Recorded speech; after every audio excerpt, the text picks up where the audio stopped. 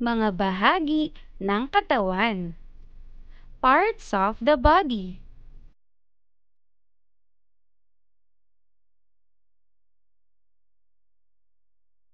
Ulo. Ulo. Mata. Mata. Tenga. Tenga. Ilong. Ilong. Bibig. Bibig. Braso. Braso. Kamay. Kamay. Binti. Binti. Tuhod. Tuhod. Paa. Paa.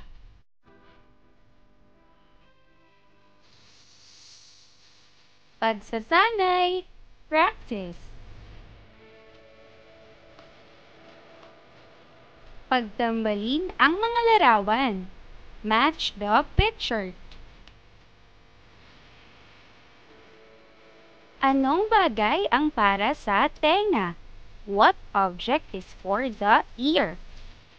Guantes, in English, gloves, o cotton buds. Cotton buds.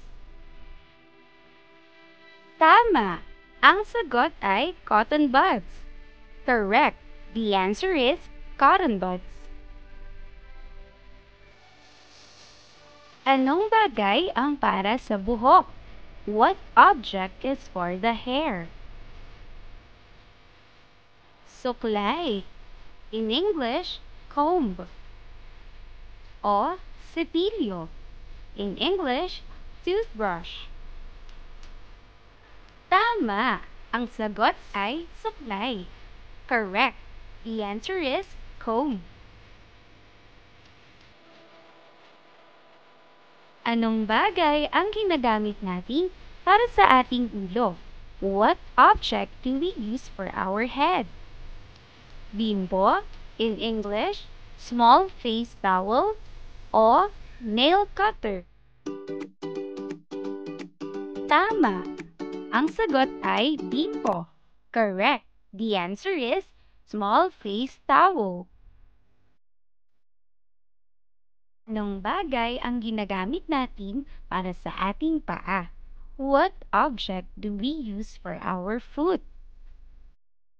Guantes, in English, gloves, o medyas, in English, socks. Tama! Ang sagot ay medyas. Correct. The answer is socks. Anong bagay ang ginagamit natin para sa ating kamay? What object do we use for our hand?